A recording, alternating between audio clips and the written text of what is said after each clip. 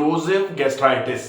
इरोजिव gastritis यदि H pylori positive हो, तो H पाइलोरी पॉजिटिव अगर इरोजिव गैस्ट्राइटिस है, पहले भी हमने इरोजिव गैस्ट्राइटिस पर बहुत सारे वीडियोस बना रखे हैं। ये है बेसिकली, इसको बोला जाता है गैस्टर स्टमक।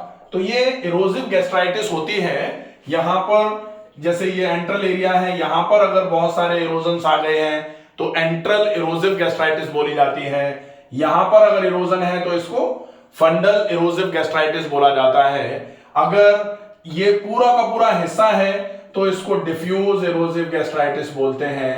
तो ये जो इरोजिव गैस्ट्राइटिस है, इसके साथ में यदि H पाइलोरी पॉजिटिव भी आ जाए, अगर मान लो आपने एंडोस्कोपी कराई तो एंडोस्कोप ने देखा कि यहां इन्फ्लेमेशन है, इरोजन है, एंट्रल एरिया पे इरोजन है, या फिर पूरे के पूरे स्टमक की लाइनिंग अंदर की जो है इसमें इरोजन आए हुए हैं, और इरोजन के साथ में आपने एंडोस्कोपी से ही जो बायोप्सी के लिए टुकड़ा लिया उसमें पता लगा कि H पाइलोरी पॉजिटिव आया है, या फिर आपने IgM जो होता है वो सेंसिटिविटी चेक कराया, उसमें आपका पता लगा कि आपको H पाइलोरी पॉजिटिव है। तो अगर H पाइलोरी पॉजिटिव इंड्यूस्ड अगर ये इरोजिव गैस्ट्राइटिस हुई है, तो ये H पाइलोरी क्या कर रहा है, आप एग्जैक्टली देखें कि जो H पाइलोरी होता है वो एक बैक्टीरिया है। वो बैक्टीरिया क्या करेगा, वो बैक्टीरिया आपके स्टमक की जो अंदर की लाइनिंग है, जिसको म्यूकोसल वॉल बोला जाता है, उसको वो खाने का, कुतरने का काम करेगा, कुरेद देगा। और अगर ये स्टमक की जो इनर मोस्ट लाइनिंग है, इसको अगर बैक्टीरिया ने कुरेदा, कुरेद करके अंदर घाव कर देगा, वो H पाइलोरी जो बैक्टीरिया है, हेलिकोबैक्टर पाइलोरी जो बैक्टीरिया होता है, अगर इसकी प्रेजेंस में इस बैक्टीरिया ने इस आमाशय के अंदर की म्यूकोसल लाइनिंग को खा लिया, कुरेद दिया, इरोड कर दिया, इसको बोलते हैं बैक्टीरिया की प्रेजेंस की वजह से यहां होती हुई गैस्ट्राइटिस, इरोजिव गैस्ट्राइटिस। इरोजिव गैस्ट्राइटिस का मतलब क्या है कि इरोजन है साथ में, और गैस्टर पर क्या है, इन्फ्लेमेशन है। गैस्टर पर इन्फ्लेमेशन को बोला जाता है गैस्ट्राइटिस। तो गैस्ट्राइटिस कैसी है, गैस्टर पर inflammation along with erosions. Erosions मतलब हल्के हल्के कुतरने के, जैसे कोई चीज अगर कुतरता है ना, कोई ऐसे करके यहां कुछ डाल दो, कुतरने की तासीर हो इसकी, तो ऐसे करके दीवार को, इस स्किन को कुतर दे अगर कोई, तो ऐसे ही इस बैक्टीरिया की कुतरने की तासीर होती है। ऐसे करके आमाशय के अंदर की दीवार को खाना चालू कर देता है ये बैक्टीरिया। तो अब इसका मैनेजमेंट कैसे होगा, मैनेजमेंट में ये बहुत ज्यादा जरूरी है कि इस बैक्टीरिया को सबसे पहले आप इनएक्टिव करो। अगर ये बैक्टीरिया इनएक्टिव नहीं हुआ, इनर्ट नहीं हुआ, तो ये बैक्टीरिया आमाशय की दीवार को खाता ही रहेगा और आपके इरोजन्स को बढ़ाता ही रहेगा। अगर ये बैक्टीरिया इरोजन्स को बढ़ाता रहा तो एक दिन ये इरोजिव गैस्ट्राइटिस हो सकता है कि आपके गैस्ट्रिक अल्सर्स में कन्वर्ट हो जाए। गैस्ट्रिक अल्सर में हमने एक वीडियो बना रखा है, उसमें गैस्ट्रिक अल्सर के होने का कारण एक ये H पाइलोरी बैक्टीरिया भी होता है। अगर ये H पाइलोरी बैक्टीरिया है और इसका ट्रीटमेंट प्रॉपर तरीके से नहीं हो रहा है तो ये गैस्ट्रिक अल्सर करा सकता है।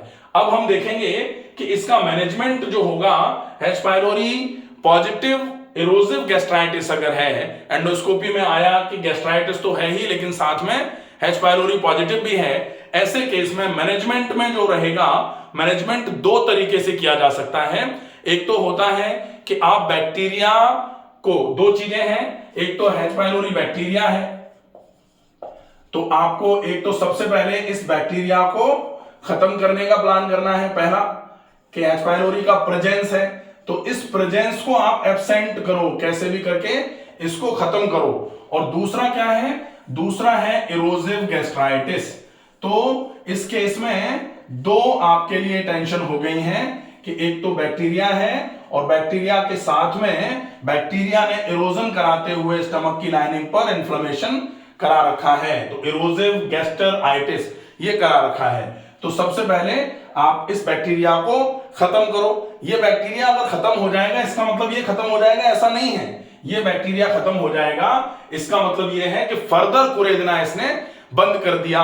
लेकिन जितना कुरेद दिया है उतना तो कुरेद ही दिया है ना, तो ये जो इरोजिव गैस्ट्राइटिस बच जाती है, सामान्य तौर पर लोग कहते हैं कि हमने इरोजिव गैस्ट्राइटिस थी, हमने पहले एचपी किट जो होती है जिसमें एंटीबायोटिक और पीपीआई का कॉम्बिनेशन दिया जाता है, उस किट का उपयोग कर लिया, उस किट के उपयोग के बाद में भी सिम्टम्स खत्म नहीं हुए, तो डेफिनेटली उस किट के उपयोग से, उस किट में क्या था, उस किट में एक तो एंटीबायोटिक था, तो एक एंटीबायोटिक बेसिकली अगर ट्रिपल थेरेपी जो दी जा रही है उसमें तो 2 टाइप के एंटीबायोटिक होते हैं और 2 टाइप क्लैरिथ्रोमाइसिन होता है और अमॉक्सिलिन होता है। उसके ये 2 एंटीबायोटिक हैं जो 2 टाइम्स इन अ डे चलते हैं। इसके साथ में 2 पीपीआई गोली लेनी पड़ती है, एक सवेरे एक शाम को। ये आपके इस इरोजन को कम करने का काम करेगी, क्योंकि अगर इस बैक्टीरिया को आपने मार दिया और बैक्टीरिया के मारने के बाद जो बैक्टीरिया ने घाव कर रखे थे, इरोजन कर रखे थे, इनको भरने की व्यवस्था नहीं होगी ना, तो फिर बीमारी पूरे तरीके से ठीक नहीं हो पाएगी। अब अगर मान लो इस बैक्टीरिया को अपने 14 दिन की दवाई ली थी और 14 दिन की दवाई लेने के बाद ये बैक्टीरिया लगभग 98% ये बैक्टीरिया 14 दिन में खत्म हो जाता है, क्योंकि वो दवाई इसी बैक्टीरिया को स्पेसिफिकली मारने के लिए ही थी। तो 14 दिन के बाद में ये बैक्टीरिया तो खत्म हो गया, लेकिन अगर बैक्टीरिया खत्म हो गया और ये स्थिति बनी रही, इरोजन्स बने रहे, तो फिर बॉडी की इम्यूनिटी डल बनी रहेगी। स्टमक का डिफेंस मैकेनिज्म, जो स्टमक है इसका डिफेंस अगर वीक बना रहेगा, तो फिर से अगर कहीं कोई कंटेमिनेटेड फूड ले लिया या कंटेमिनेटेड पानी पी लिया, तो इस एच पाइलोरी के दोबारा से तुरंत ग्रो होने के चांसेस बहुत ज्यादा होते हैं।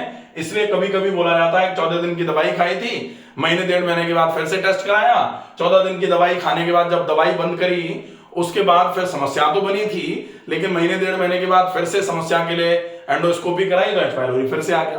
तो एच पाइलोरी फिर से आ गया, इसका मतलब ये नहीं है कि पहले का खत्म नहीं हुआ था, हो सकता है दोबारा आ गया हो, पॉसिबल है, इसका बहुत ज्यादा पॉसिबिलिटी होती है। अब हम देखते हैं 98% अगर कोई कह रहा है कि 98% चांसेस होते हैं कि 14 दिन में ये बैक्टीरिया खत्म हो जाता है। अब ये बैक्टीरिया खत्म हो गया, इसका मतलब ये इरोजन अभी बाकी है, ये अभी बाकी है, तो इसका ट्रीटमेंट अपने को अभी करना पड़ेगा। इसका ट्रीटमेंट कब तक करना पड़ेगा? कम से कम 3 महीने करना है। अगर आप इस समस्या से जड़ से छुटकारा पा चाहते हो तो आप 3 महीने तक अब इस इरोजिव गैस्ट्राइटिस का फॉलोअप करो, जिसमें अब बैक्टीरिया तो नहीं है लेकिन इरोजन अभी भी स्टमक की लाइनिंग पर है। इरोजन है इसका मतलब इन्फ्लेमेशन अभी भी है, तो आप अभी भी खाना खाओगे पेट फूल सकता है, अभी भी खाना खाओगे पेट में अफारा आ सकता है, अभी भी खाना खाने के बाद आपके सीने में भारीपन लग सकता है, अभी भी खाना खाने के बाद आपको वॉमिटिंग टेंडेंसी थोड़ी सी फील हो सकती है। ये सारे के सारे रीजंस आपको महसूस होते रहेंगे। अब आप इस इरोजिव गैस्ट्राइटिस को मैनेज करने के लिए क्या प्लान करोगे?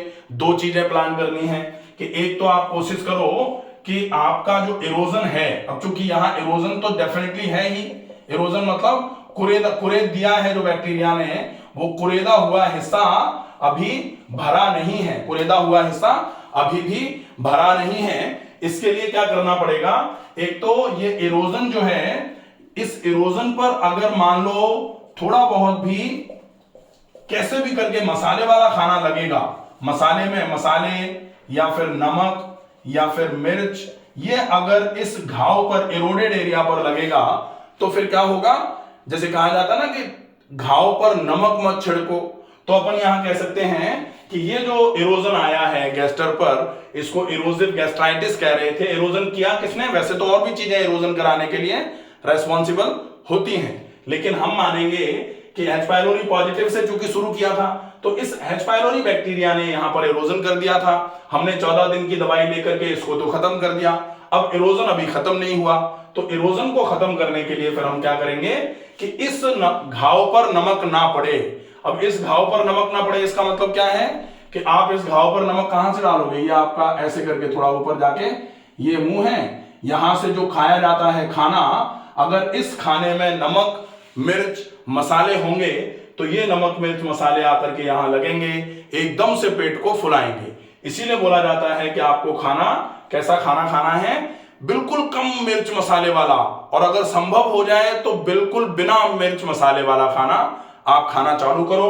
तो पहला इलाज क्या होगा इरोजन को दूर करने के लिए कि इरोजन पर नमक ना लगे, इरोजन पर दोबारा से कोई मसाला, कोई मिर्च का जो एक्साइटेशन का इफेक्ट है, जो इरोजन और बढ़ाने का काम करेगा, वो ना लगे, ये बहुत ज्यादा जरूरी है। और दूसरा क्या होगा, दूसरा क्या है, इस इरोजन को बढ़ाने का काम करता है एसिड, कि अगर कहीं पर आपके ओपन सोर्स बने हुए हैं, ये ओपन सोर है, स्किन पर म्यूकोसल लाइनिंग है, अंदर की लेयर है, इसके लिए हमने पहले से peptic ulcer, duodenal ulcer, gastric ulcer या एरोसिव गैस्ट्राइटिस बहुत सारे वीडियोस डाल रखे हैं। तो अपन देखेंगे कि ये ओपन सोर बना हुआ है जो किसी भी वजह से या फिर एच पाइलोरी की वजह से यहां पर इंफेक्शन हो गया था, और एच पाइलोरी की इंफेक्शन ने इसको इरोड कर दिया, इसको कुरेद दिया।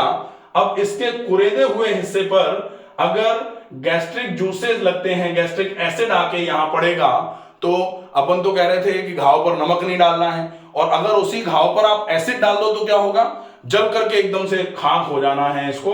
तो गैस्ट्रिक इरोजन किसी भी समय अगर एसिड सीक्रेशन ज्यादा बना रहा तो गैस्ट्रिक इरोजन गैस्ट्रिक अल्सर में कन्वर्ट हो सकता है।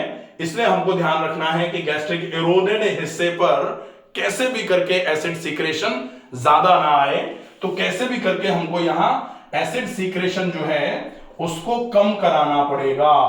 अब एसिड सीक्रेशन कम कराने के लिए क्या करना पड़ेगा, जनरली हमने यहां एंटीबायोटिक का कोर्स प्लस एंटासिड पीपीआई जो था वो लिया था। तो हम यहां कोशिश ये कर सकते हैं कि जनरली 14 दिन के बाद जब ये हमने ट्रिपल थेरेपी जो दी थी, वो ट्रिपल थेरेपी चालू करने से आराम लगा था, बैक्टीरिया को खत्म कर दिया एंटीबायोटिक के प्रेजेंस ने। अब जो पीपीआई थी इसको आप यहां कंटिन्यू कर सकते हो, आप पीपीआई कंटिन्यू कर लो, साथ में डाइट में मिर्च, मसाले, नमक, चिकनाई, भारी खाना बंद कर दो, और फिर साथ में कुछ ऐसे ट्रीटमेंट जो एसिड के सीक्रेशन को दबाने का काम करें और बॉडी के पीएच को बेसिकली कम होने से रोकें। जब बॉडी का पीएच कम होता है, ब्लड का पीएच कम होगा, और वो अगर पीएच कम होता हुआ आपकी एसिडिटी को बढ़ाने के लिए रेस्पॉन्सिबल होता है, तो आपको अल्कलाइनिटी बढ़ानी पड़ेगी। अल्कलाइन नेचर का फूड ज्यादा से ज्यादा मात्रा में लेना पड़ेगा। अल्कलाइन नेचर का फूड क्या होता है, आप कोशिश करें ऐसा खाना खाया जाए जो जल्दी तो पचता हो, बहुत जल्दी पच जाने वाला। दूसरा, जो बहुत ज्यादा तासीर में एसिडिक नेचर का भी ना हो, मिर्च मसाले उसमें ज्यादा नहीं होंगे, क्योंकि अगर जल्दी पच जाने वाला है तो मिर्च मसाले जल्दी पचते भी नहीं है।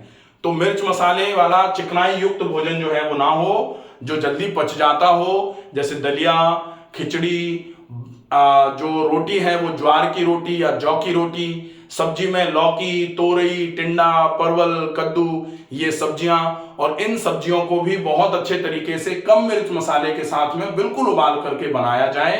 और जब आप अच्छा खा रहे हो तो अच्छा खाने के साथ साथ आप अच्छे तरीके से भी खाओ और अच्छे समय पर भी खाओ, और मात्रा भी आपकी अच्छे का मतलब ज्यादा नहीं होनी चाहिए, मात्रा आपकी कितनी होनी चाहिए, स्वल्पाहार, आपके लिए जितना जरूरी है उतना ही भोजन आप लें। तो जब ये चारों चीजें आप अच्छे तरीके से बैलेंस करना चालू करोगे, तब आप देखोगे कि ये जो इरोजन था, ये इरोजन धीरे धीरे धीरे धीरे करके हील होना चालू हो जाएगा। जैसे वुंड हीलिंग होती है, घाव बनता है, तो धीरे धीरे करके अगर फेवरेबल कंडीशन बनी रहे तो घाव बढ़ने की बजाय धीरे धीरे करके घाव ठीक होना चालू हो जाता है। लेकिन अगर घाव बना हुआ है और आप हाइजीन मेंटेन नहीं कर पा रहे हैं, आपके शरीर का डिफेंस मैकेनिज्म अगर गड़बड़ है, तो वो घाव ठीक होने की बजाय घाव बढ़ता चला जाता है और नासूर बन जाता है।